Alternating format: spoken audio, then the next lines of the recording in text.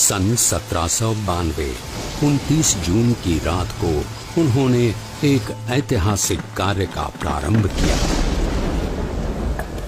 नीलकंठ वर्णी के रूप में।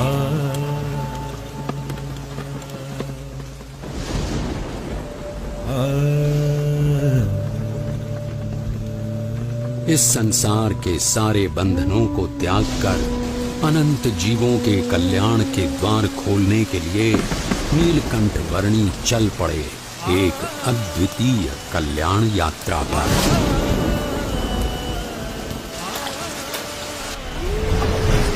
बाढ़ से उफनती हुई सरयू नदी की ओर नीलकंठ वर्णी की इस असाधारण यात्रा का प्रारंभ साधारण कैसे हो सकता था।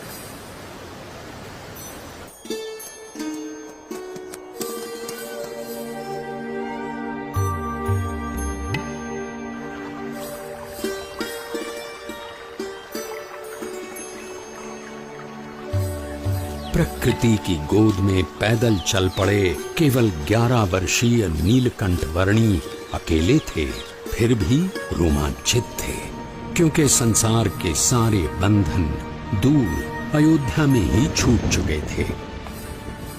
जैसे जल की बूंदें जल में ही मिलकर रह जाती हैं, वैसे ही वे मुमुक्षुओं के बीच रहना चाहते थे। और अब तो उनके चरण भी मुक्त थे, हर उस जगह तक जाने के लिए जहां वे जाना चाहते थे।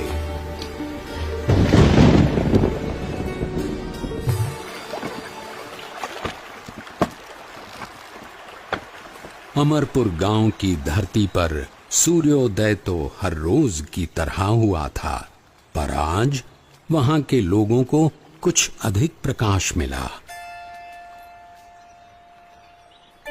एक बाल योगी की कांति का प्रकाश।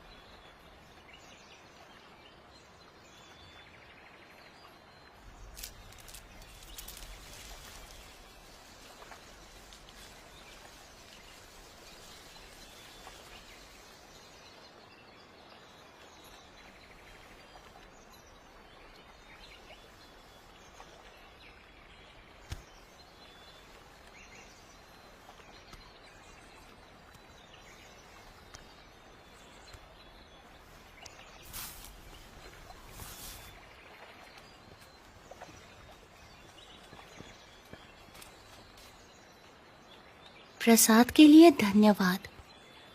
अब मुझे आगे जाने की अनुमति दीजिए। बालयोगी, अगर आप लंबी यात्रा करके आए हैं तो आज के दिन यहीं रुककर विश्राम करके जाइए। अभी तो मेरी यात्रा आरंभ हुई है और मुझे बहुत लंबी दूरी तय करनी है। जैसा आप उचित समझे।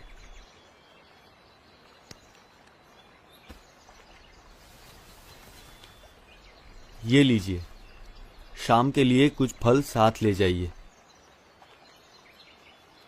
सुबह शाम की चिंता करनी होती तो संसार का त्याग ही क्यों करता। जो जीवन के अगले पल देंगे वे ही पल पल के लिए सब कुछ देंगे।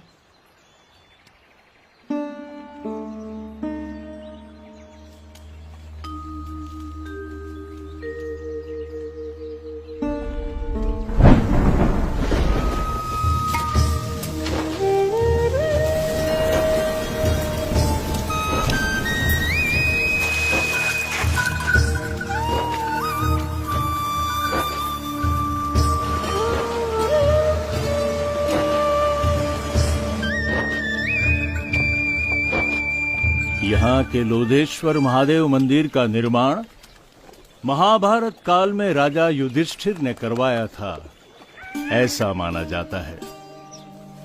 महादेव जी का यहाँ सदैव निवास है।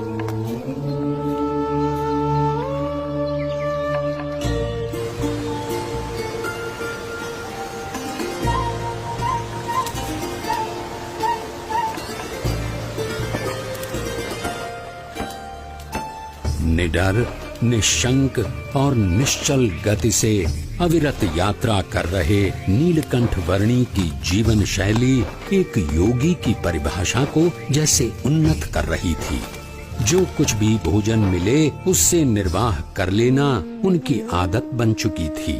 एक ब्रह्मचारी की तरह आसन मुद्रा में ही निद्राधीन होना उनका नियम बन चुका था और मुमुक्षुओं की खोज में चलते रहना उनका नित्य क्रम।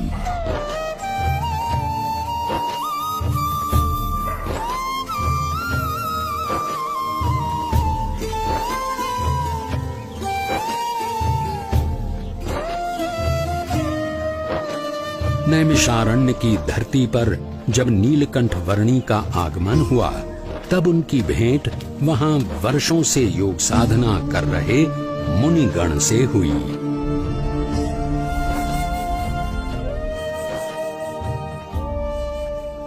आपकी उपस्थिति से ही प्रतीत हो गया कि हमारी वर्षों की योग साधना सार्थक हो गई, अर्थपूर्ण हो गई। योग साधना की अर्थपूर्णता तब होती है जब योगी ब्राह्मी स्थिति को प्राप्त कर प्रत्यक्ष परम ब्रह्म में जुड़ जाए, ऐसा भगवत गीता में कहा गया है। ऐसी ब्राह्मी स्थिति के लिए कठिन से कठिन योग साधना करने के लिए हम तैयार हैं। उसके लिए सर्वप्रथम अपनी आत्मा, ब्रह्म और परम ब्रह्म के स्वरूपों की भिन्नता को यथार्थ रूप में समझना आवश्यक है। हमने इतनी साधना की किंतु आज तक ऐसा कुछ तो सुना ही नहीं।